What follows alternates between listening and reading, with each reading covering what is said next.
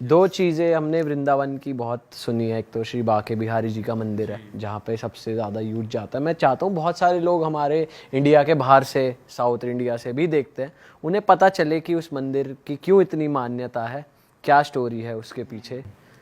Actually Vrindavan अकेले श्री बांके बिहारी जी नहीं है, वहाँ पर बहुत सारे मंदिर हैं। श्री राधा वल्लभ जी, राधा रमण जी, राधा गोविंद देव जी, दामोदर जी, ये सब ठाकुर जी के वहाँ पर स्वरूप विराजमान हैं। मैं केवल बिहारी जी की ना कह के सबका ही एक मिलित स्टोरी सुना देता हूँ। बस बिहारी जी पॉपुलर इसलिए भी ज़्यादा हैं क्योंकि उनका स्वरूप बहुत सुंदर है, वो इतने प्यारे लगते हैं, दूर से देख के आदमी निहाल हो जाता है। और स्वामी श्री हरिदास जी जिन्होंने बिहारी जी को प्रकट किया था, उनके समय से ही बिहारी जी बहुत पॉपुलर हैं वृंदावन में। तो पॉपुलैरिटी पहले से ही है। दूसरा, उनका स्वरूप ऐसा आकर्षक है कि आदमी उनसे आकर्षित रहता है। बाकी केवल बिहारी जी वृंदावन में ऐसा नहीं है, बहुत सारे ठाकुर हैं। तो उनकी एक छोटी सी एक कहानी सुनाता हूँ कि जब भगवान अपनी लीला पूरी करके अंतर ध्यान हो गए थे श्री कृष्ण द्वापर में, तो भगवान की अष्ट पटरानियां जो थी, 8 मेन जो पटरानियां थी, 16,108 पत्नियां थी भगवान की, 8 तो भगवान के साथ ही प्रस्थान कर गई थी, पर 16,100 राजकुमारियां जो थी ठाकुर जी की वो रह गई थी। उनको भगवान के परपौत्र, मतलब बेटे के बेटे के बेटे, समझ गए, परपौत्र वज्रनाभ, वो उन सबको लेके वृंदावन आ गए थे उस समय जब भगवान प्रस्थान कर गए थे। उन लोगों को इतना विरह रहता था 16,100 राजकुमारियों को, रानियों को। वज्रनाभ को ये लेता, ये खुश कैसे होंगी, इनके लिए मैं क्या करूं, ये खुश हो जाएं, थोड़े ठीक हो जाएं। तो उनकी प्रसन्नता के लिए वज्रनाभ क्या करते थे, उन्होंने संतों से, ऋषियों से पूछा कि मैं अपनी माँओं को प्रसन्न करना चाहता हूँ। जब से हमारे पर दादाजी श्री कृष्ण गए तब से वो इतनी विरह में रहती हैं, मैं क्या करूं। तब किसी संत ने उनको आदेश किया कि भाई, जिस कारागृह में कंस के में भगवान का जन्म हुआ था, वो शिला आज भी उतनी सुगंधित और उतनी तेजमान है कारागृह में, कंस के में। आप एक काम करो, कृष्ण लीला, कृष्ण चरित्र सुन के उनके आव भाव से, भाव भंगिमा से उन शिलाओं से ठाकुर जी की मूर्तियां बनवाओ और अपनी माताओं को सेवा के लिए प्रदान करो। तो किसी रूप में उनको ठाकुर जी दिखेंगे तो उनका विरह कम होगा। ठीक है। तो जब वज्रनाभ मथुरा गए, कंस के कारागृह में सब खंडर हो चुका था, लेकिन वो शिला जिस पर भगवान का जन्म हुआ था वो अभी भी चमक रही थी, उसमें से अभी भी सुगंधी आ रही थी, ऐसा लग रहा था कोई मणि रखी है क्या। वज्रनाभ ने उस शिला को लेकर के और कृष्ण चरित्र सुन के, कृष्ण लीलाएं सुन के, उनकी आंखें कैसी, उनका मुख कैसा, उनके हाथ कैसे, वो चलते कैसे फिरते, इस तरीके से उन्होंने उसमें से मूर्तियां ठाकुर जी के विग्रह बनाए। और बना करके वो ढक के ना अपनी माताओं को बैठाते और ला के सामने खड़ा करते, माँ देखो मैं कुछ लाया हूँ। क्या है? जैसे ही हटाते थे तो देख के, ओ ये हैं बेटा, बहुत सुंदर हैं, पर इनके हाथ ना बिल्कुल श्री कृष्ण जैसे हैं, बाकी अंग तो ठीक है, हाथ बिल्कुल उनके जैसे हैं। बोले अरे हाथ से काम नहीं, और बनाओ। एक और बनाए, दूसरे बनाए, तो फिर बोले अरे ये भी बहुत सुंदर है, इनके चरण बिल्कुल उनके जैसे हैं। एक और बनाए, बोले इनकी कमर बिल्कुल उनके जैसी है। इस प्रकार से 7 विग्रहों का निर्माण वज्रनाभ ने कराया, जिनमें से एक श्री बिहारी जी हैं। तो बिहारी जी, राधा रमण जी, राधा वल्लभ जी, गोपीनाथ जी, गोविंद देव जी, युगल किशोर जी और मदन मोहन जी, ये 7 ठाकुर हैं वृंदावन के, जो कि मुगलों के आने से, जिनमें से 2-4 ठाकुर जी बाहर चले गए। जैसे गोविंद देव जी जयपुर में हैं, गोपीनाथ जी जयपुर में है, मदन मोहन जी करौली राजस्थान में। राजस्थान के राजा बड़े पराक्रमी थे ना, उन लोगों ने कहा पुजारियों को कि आप यहाँ ले आओ ठाकुर जी, हम रक्षा करेंगे। तो औरंगजेब तो मंदिर तोड़ देता था सबको। एक बड़े प्यारे ठाकुर जी हमारे राधा रमण जी, वो इतने से हैं, इतने से ठाकुर जी, लेकिन most beautiful Thakur ji of Vrindavan.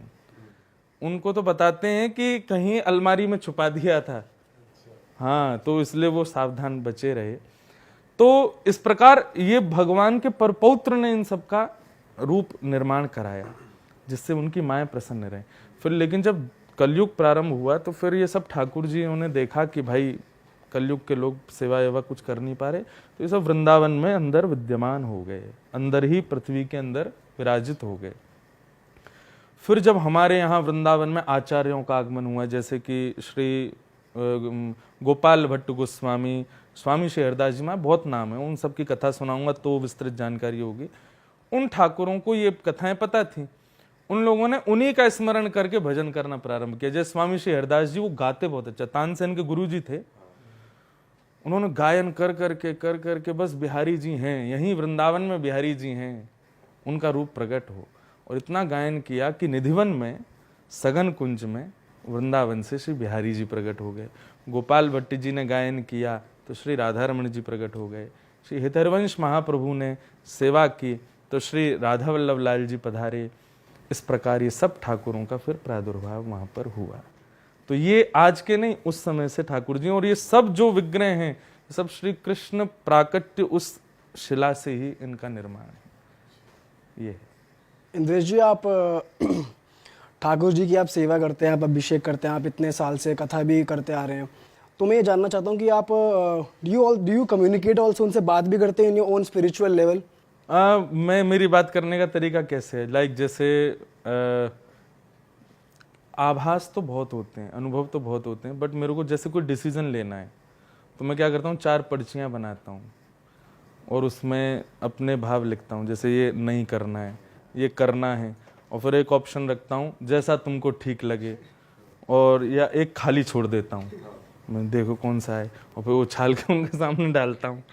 फिर जो सबसे पास जाती है मैं समझ जाता हूँ यही है, ये लाल जी लाज बचाई हूँ मेरी, वो उठा के उसको खोलता हूँ। उसमें ठाकुर जी हमारे इतने उद्यमी हैं, मेरे पास में हमेशा पता है कौन सी पर्ची आती, जो तुमको ठीक लगे।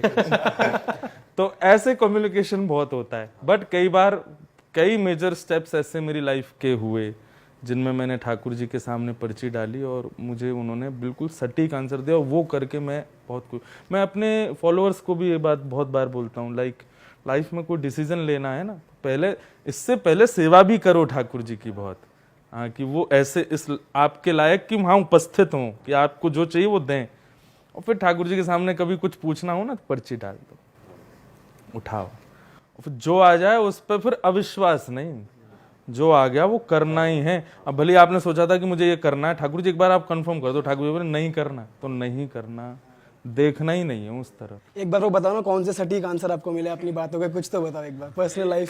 कई सारे हैं। एक हमारे पंडित जी हैं, उन मेरे बहुत साथ में रहते हैं, मुझे बहुत प्रिय हैं, उनकी शादी थी।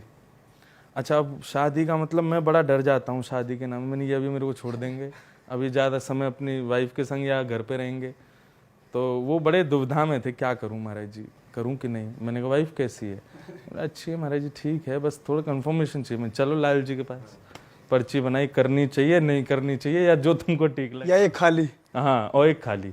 खाली का मतलब ये होता है कि थोड़ा वेट करो, दोबारा पूछना। तो वो पर्ची डाली, उसमें स्पष्ट आ गया नहीं करनी। मैंने मना कर बेटा, अब नहीं करनी है, वहाँ करना ही नहीं है। वो अच्छा हुआ उन्होंने नहीं किया, बाद में पता चला कि वो नहीं था उनका स्वभाव अच्छा।